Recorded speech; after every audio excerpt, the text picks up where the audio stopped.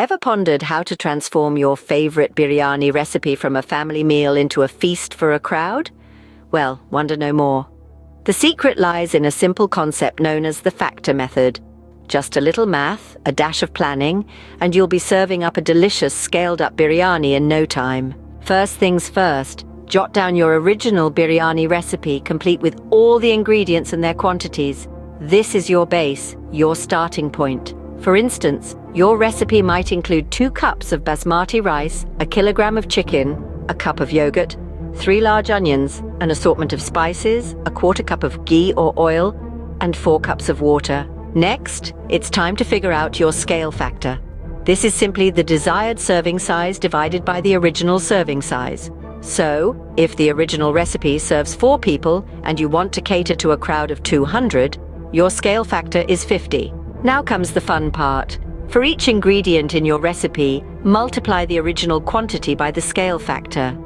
This gives you your new scaled-up quantity for each ingredient. But scaling up a recipe isn't just about the ingredients.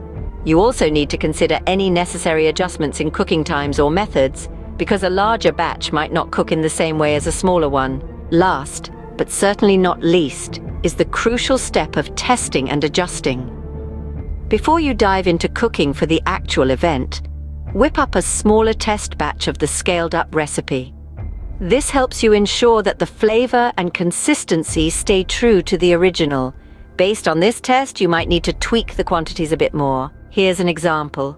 A scaled-up biryani recipe for 200 people might require 24 kilograms of basmati rice, 20 kilograms of chicken, 2.5 kilograms of yogurt, 3 kilo onions, and adjusted quantities of spices, oil, and water.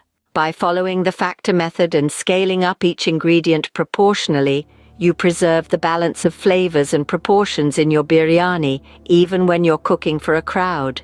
Remember, though, that adjustments might be necessary based on taste preferences and the specific requirements of the event. So the next time you're tasked with feeding a multitude, don't panic. Just remember the factor method, get out your calculator and start scaling up. Your guests will be delighted, and you'll have the satisfaction of knowing you've mastered the art of cooking for a crowd.